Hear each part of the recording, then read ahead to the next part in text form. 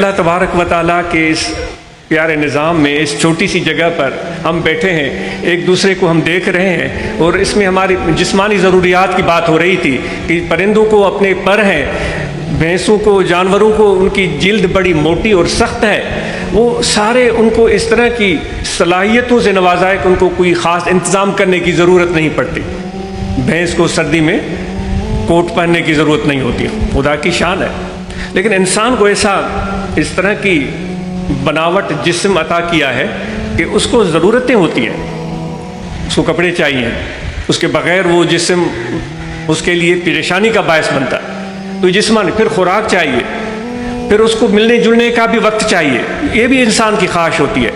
لیکن روح بھی اللہ تعالیٰ نے پھر عطا فرما دیا کہ اس جسم کے اندر روح بھی ہے، وہ روح کی غذا ہمارے اس دوستوں جو دنیا والے دوست ہیں ان سے ملنا جلنا، یا وہ روٹی کھانے سے یا چاول کھانے سے وہ روح کی ضرورت پوری نہیں ہوتی۔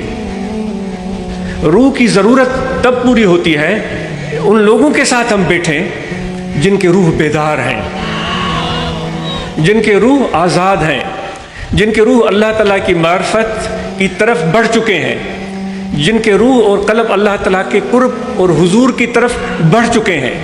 وہ ہماری طرح اس دنیاوی زندگی میں خواہشات کے قیدی نہیں ہیں، وہ اپنی زمینوں کے لیے، اپنی جائیداد کے لیے لوگوں سے لڑنا بھیڑنا اور مارنا پیٹنا نہیں کرتے، وہ کسی پر ظلم اور زیادتی نہیں کرتے۔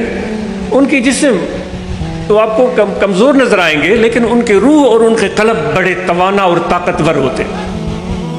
تو کسی کا اگر کمزور جسم نظر آئے تو ہم اس پر اس کا ٹھٹھا اڑاتے ہیں، لیکن آپ تو جماعت روحانی سے تعلق رکھتے ہیں، جماعت اصلاح المسلمین کے فرد ہیں، آپ طریقہ اہل نقشبندیہ کے پیروکار ہیں۔ آپ کو پتہ ہونا چاہیے کہ ہمارے جسم کی ضرورتیں روٹی اور چاول سے پوری ہوتی ہیں، لیکن روح کی جو ضرورتیں ہیں وہ چند لقمے، 2-3 لقمے بھی اگر پیٹ میں چلے جائیں نا، روح کو سیرابی ہو جاتی ہے۔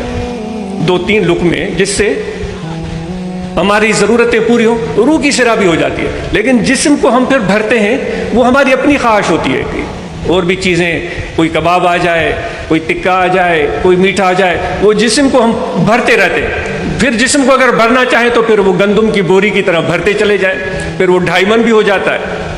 لیکن یہ آپ اور ہم سب کو معلوم ہونا چاہیے کہ روح کی ضرورت بہت تھوڑی ہے۔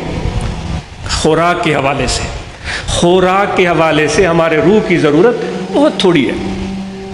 چند لقمے بھی لے لیں تو روح سیراب ہو جاتا ہے۔ آپ سے سوال ہے، جب ہم کھانا کھاتے ہیں تو جسم کو تو ہم بھر رہے ہوتے ہیں، کیا کبھی کھانا کھاتے ہوئے ہم نے یہ سوچا ہے کہ ہمارے روح کی ضرورت کتنی ہے؟ ہمارے روح کو غذا مل گئی، ہمارے روح کو توانائی مل گئی، ہمارے قلب کو وہ طاقت مل گئی؟ کبھی ہم نے یہ سوچا ہے؟